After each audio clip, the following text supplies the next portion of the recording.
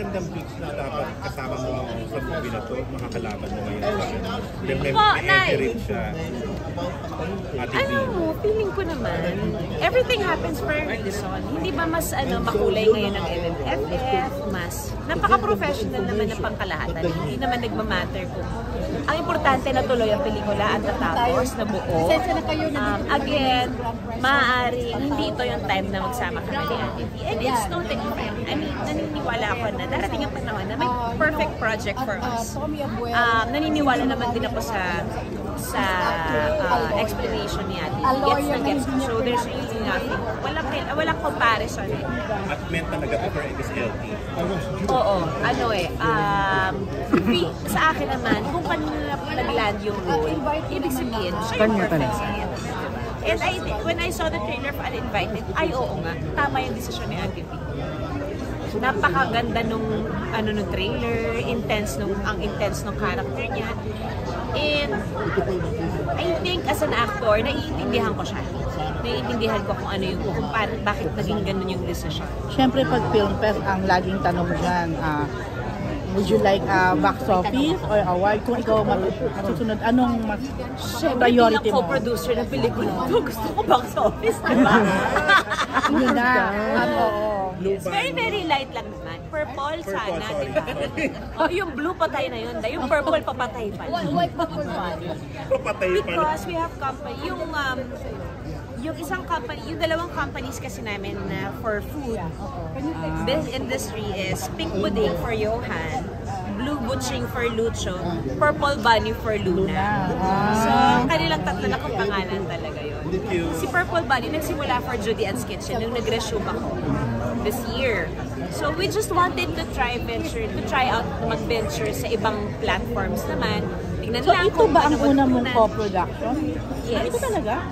Yung Pluning, yun, aksidente naman yung pagkaka-co-prod ko doon. Kinailangan ko lang maglabas kasi para ma-release yung trailer. Or else, hindi siya mailalabas. And then, pinangatawanan ko na siya. Tapos, suminto muna ako kasi nga, hindi ko talaga, ng edad na yun, hindi mo pa-gets ang latagan ng production. Tapos parang, feeling ko hindi rin ako ready. Hindi ko pinilit intindihin. So ngayon, parang feeling ko ngayon, it's just right na mag-explore naman kami ng ibang klaseng venture for us, hindi ba? Yung may matutunan, tingnan natin kung hanggang saan naaabot. Kung hindi naman, then it's okay. Ang importante, may experience. Ano ba, in-offer sa'yo niyo? Maaari. I mean, kanina tinanong ako for being a co-producer. I think yung pagko-co-prod with Attorney Joji, it was one of the best decisions I made apart from accepting this film. Kasi nag-guide niya ako ng gusto, napaka-honest niyang producer, yung ang giving niya, hindi siya madamot sa natutunan niya. And feeling ko iyon yung susi para maintindihan mo paano ba ang kalakaran sa industriyang to. Kailangan may pusong bato ka, pero dapat caring ka din sa mga crew mo, sa staff mo. So I'm looking at her, I'm observing her every time. Lagi siyang nasa set. Pupunta siya sa set, may dala siyang pagkain. She makes it a point na mapuntahan niya lahat ng dance ng mga artista, nakakapagkwentuhan siya. And bibihira ang producer na gano'n. Araw-araw mo nakikita sa set. Literal talaga At naman. actually, ngayon ko lang na-experience ang producer araw-araw pumunta sa set. So, okay. Then, as an actor, you feel appreciated. Na may nakikinig sa'yo yung producer. Tapos, i-explain naman din niya kung pwede o hindi pwede. So, naging family talaga kami. Walang etchos yun. So, you see yourself din someday na full production, ikaw na ang producer? Maaari.